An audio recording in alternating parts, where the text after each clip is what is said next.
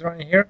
Today I want to talk about Strava, which is a great little app that I have been using basically since the first time I got on a road bike, and it took me quite a while to actually get into the premium version of Strava, and I did it just this year, a couple of months ago, and I really like it so far. I think it's really worth the upgrade in some cases.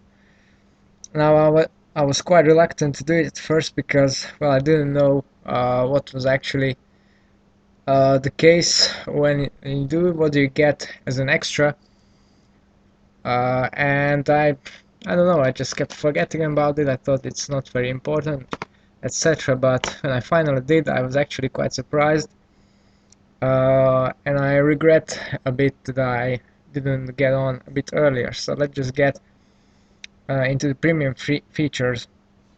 Now Strava have done a nice little makeover a couple of weeks ago to bring the site more up to date.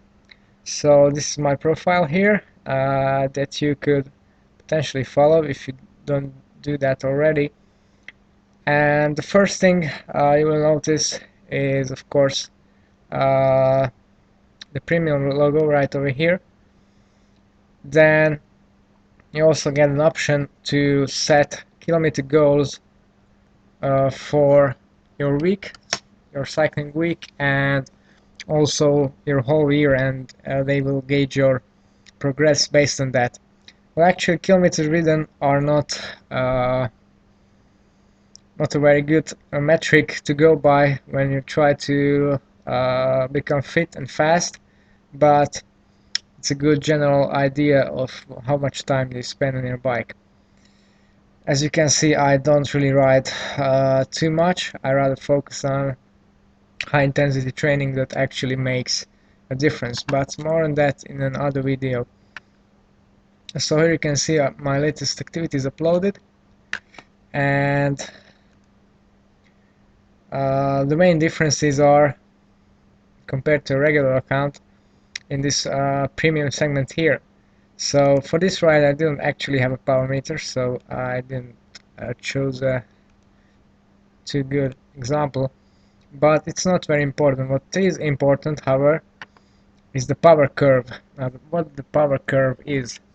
If you have used more advanced training software, then you already know what this is, but in case you didn't, this is a graph or a plot basically which shows your best efforts in terms of wattage compared to a time interval. So here you can check out your best 1 minute power, your best 5-minute power, 20 minute, 30 minute, etc. Now this ride is a bit too short, so it's just a small part of my overall power curve here, but it's very good information. For example, if you are running some kind of time trial, then you can pick the duration you think it's going to take, and there you have basically, you can pick the power you are going to ride at, or the power you are going to aim for. Then we've got the zone distribution. Now this basically shows that how much time did you spend in each of your individual training zones, which is excellent if you are trying to run a structured workout plan. And it's of course based on your functional threshold power, which is either estimated from a power curve or inserted manually and based on some actual FTP test. Now the estimation, if you have a large range of activities uploaded, is actually very close to your real FTP, so it's a nice little feature. And then yeah, here's a bit of a another type of graph, which is the 25 watt distribution. It's basically the same one as the one before, and it shows how much time again you spent in a particular section of your power curve. Another neat feature is the heat map. My goals, I don't really use that feature. You can set some goals in there, but I have my goals in my head and written down in my notebook, so I don't need Strava to remind me of those. Heat maps. This feature, although not very useful, it's quite fun. You can basically see all the roads you have ever ridden. On this particular map, you can see the red area is the one that I train on, and these thinner blue ones are the races that I've done throughout the countries. So it's quite interesting and good fun to explore. Yeah, these are actually races. These are my training grounds. You probably recognize these roads, these formations from my activities. Okay, now just get back to the menu here.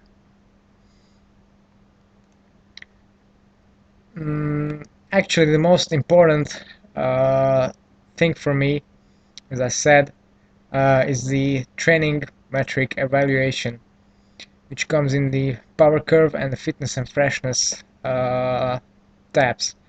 Training videos, I think that they are not the best ones.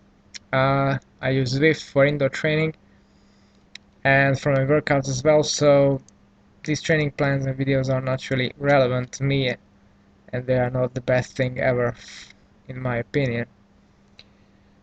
What is very useful, however, is the power curve. Here you can track your improvements very well. Now, the slightly paler line is my previous year training.